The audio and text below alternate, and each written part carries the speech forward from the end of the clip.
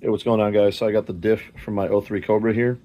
Just recently sealed it, and it's been almost 48 hours. So I'm gonna go ahead and fill her up. So if you haven't seen the other parts of my videos, here's my '03 Cobra. A little zoom out here. There we go. It's been up in the air for about a week or so now. I found a really bad leak in my diff. Let's see. See that? That's nothing. It was way worse. It's all over the place. But so it was leaking, but it's a 20-something-year-old car and it's never been done. It's only got 16,000 miles on it. And they had used black RTV, which is the norm, but these cars deal with a lot of high vibration and torque right into the diff cover because this mounts to the subframe. So I went with gray RTV. And I've seen videos like Danny Johnson's where, like, after it dried, he cut the extra bead off. Some people just leave it alone. I gave this a shot. It's not a pretty look, but this is going under the car. I just kind of smoothed it over with my finger while it's still wet. Let's see what it does. I got it sitting level here on my table. I'm going to put some napkin, like, some shop towel, just in the holes where the axles go. And then I'm going to pull the plug out, fill it. Here is some Motorcraft friction modifier and two things of 75W140 from Motorcraft. So I'll fill majority of one bottle in, and then I'll pour the friction modifier into the bottle, kind of shake it up, pour that in, and then I'll open the second bottle and just go until it flows out. I think I have it sitting pretty darn level here. If anything, it might be leaning down towards the back a little bit. So once I'm done filling it and it overflows, I'll put the plug back by hand. I'll put it up in the car and then check the level again once it's in the car and the car's sitting and everything. I'll get the car up on all four corners nice and leveled and then check again. So yeah, so I'm just gonna go ahead and do that. If you haven't seen the video of me taking it out, if you need to see how that goes, check that out. Link should be in the description. If you haven't seen the video of me taking the cover off and cleaning it and then putting the RTV on and everything, that link will also be in the description. Check that out. But yeah, so let me go ahead and get all prepped up, get those out of the plastic, and then I'll show you guys the filling process. So I went ahead and opened this one and that, and I don't know why I said I'm going to mix that in there. I'm so used to bottles of this stuff that don't have the nozzle, so I'm just going to pour it right in. Just so you guys know, friction modifier, if you think freaking gear oil smells like crap, friction modifier smells way worse. So I've already opened this and cut it, so I'm going to go and pop that cap off. Let's hope I can do this with one hand without spilling and give you guys a good angle. See, there you go, almost sacrificed the angle there. So I'm going to go ahead and fill this bottle, and I'm not going to make you sit here and wait while I do this. If you want, you could poke a hole in the bottom. It'll make it flow out faster, but possibility of a mess. So I'm just going to go ahead and take my time doing it like this.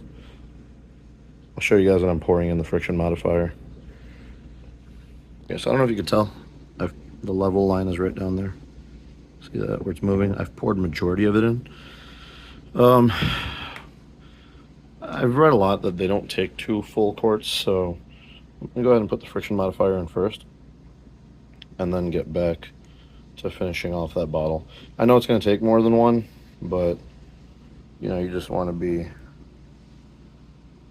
on top of that the best you can. You can see it's going in. I just want to make sure I keep this wiped so it's obvious when it's flowing out, not that I just am messy and spilled. So I'm going to get this knocked out, and then I'll show you guys when we're all where we need to be and it's flowing out. Alright guys, so far we are one bottle down and all the friction modifier. We're not quite pouring out yet. I don't really even see it. So, time for bottle number 2. I'll show, like I said, I'll get back to you guys as soon as it's pouring out, and then just so I don't lose the drain plug, or the level plug, it's magnetic, so right there on that little strip that shows what kind of fluid we take. I guess I could have magnetized it anywhere on the table as well, but I like that better. Alright guys, so there we have it. it is dripping out, as you can see, and we still got, let's see,